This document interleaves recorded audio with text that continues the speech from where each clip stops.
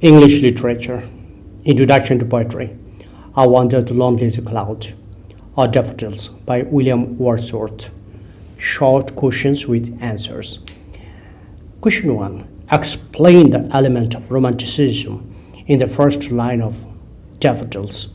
Answer. The first line, I wandered lonely as a cloud, of Wordsworth's Daffodil is very significant in the sense that it reflects one of the major elements of romanticism called high imagination. The persona compares himself with a piece of cloud which hovers overhead aimlessly. There is no doubt that he suggests his aimless wandering by the comparison. However, it is equally evident that the comparison is intended to suggest his high soaring imagination. A piece of almost weightless cloud apparently has no relation with the earth or reality. At the moment, the persona behaves like a cloud.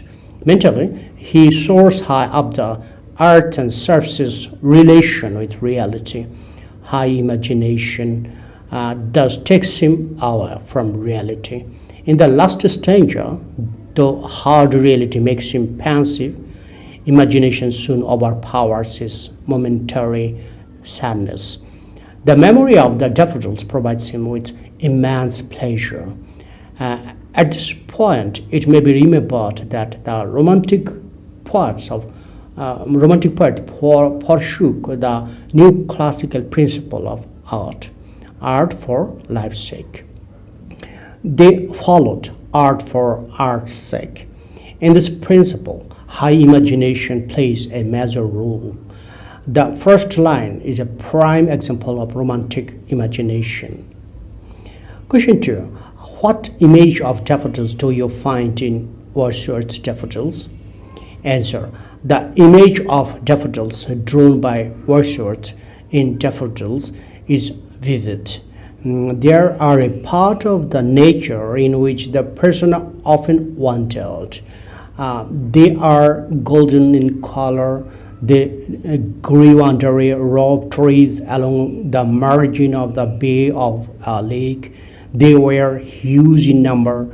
They looked like a crowd of living beings. The daffodils were fluttering their petals like the birds fluttering their wings.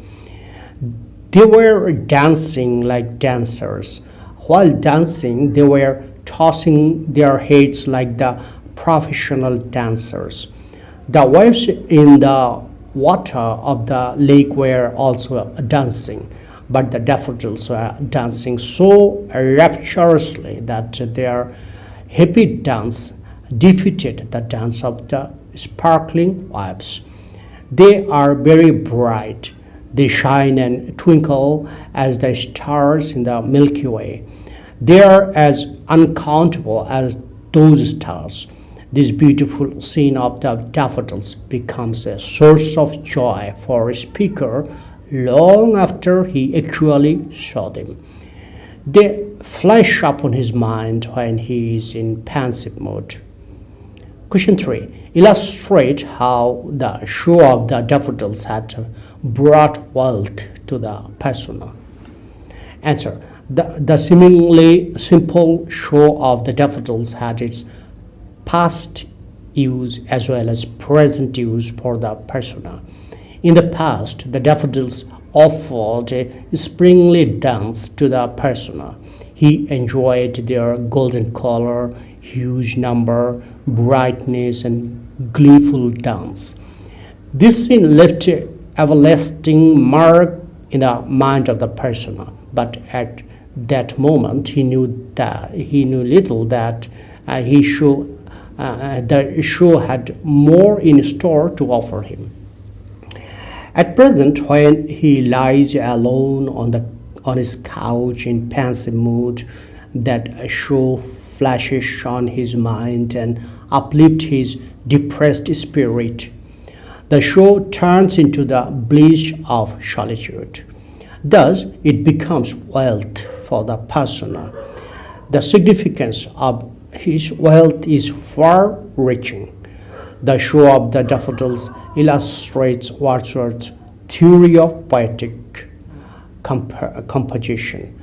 According to him, the process of composing a poem is a spontaneous overflow of powerful feelings recollected in tranquility.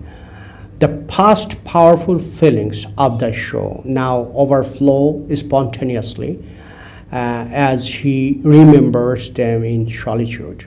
Therefore, the wealth that the show of daffodils offers to the persona is also very significant for an illustration of Wordsworth's process of poetic composition. Question 4. What are the differences between the persona and the daffodils and between his feeling before and after watching the daffodils? Answer. The persona and the daffodils are different in many ways. The daffodils were rooted in the ground. They were huge in number. They were together as a crowd. They were lively. They responded to the breeze and were dancing gleefully, tossing their heads. In contrast to them, the persona was a lonely individual. He was wandering as a cloud, seemingly having no attachment with the ground. He has evidently downhearted and walking purposelessly. He was detached from his fellow social beings. The persona's feeling before and after watching the daffodils are also different. Though the first two stanzas do not directly say much about his feeling before watching the daffodils, there is oblique suggestion about his mood. It is understood from his wandering, lonely as a cloud, that he did not have the liveliness of mind.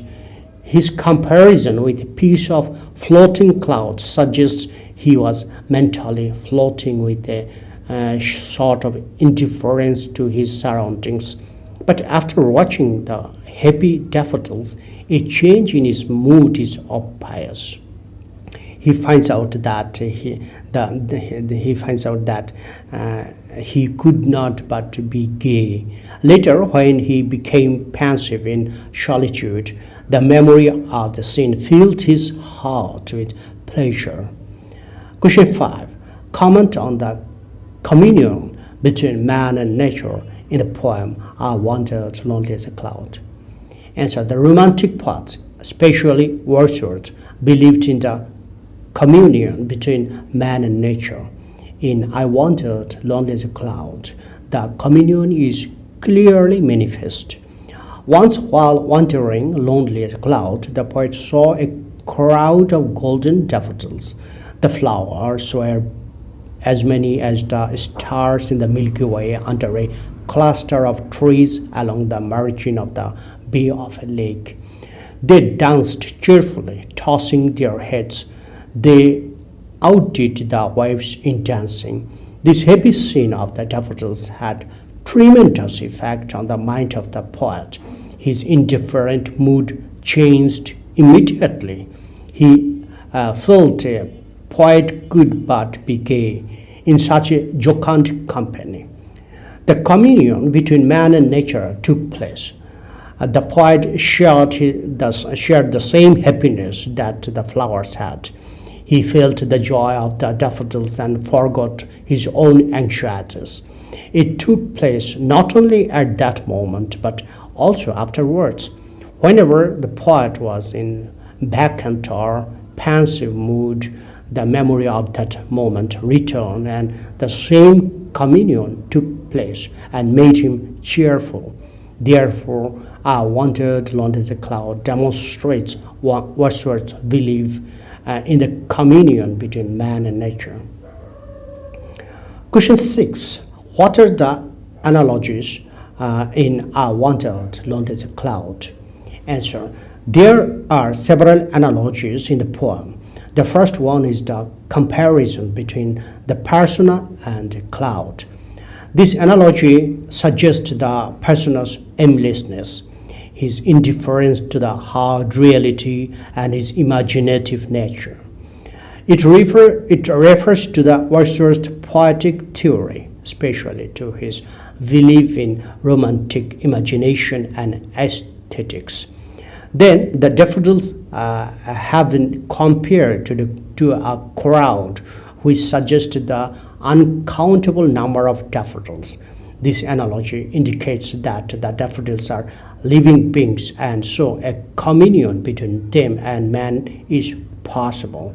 Next, the word fluttering suggests an analogy between the flapping of birds' wings and that of the petals of the daffodils.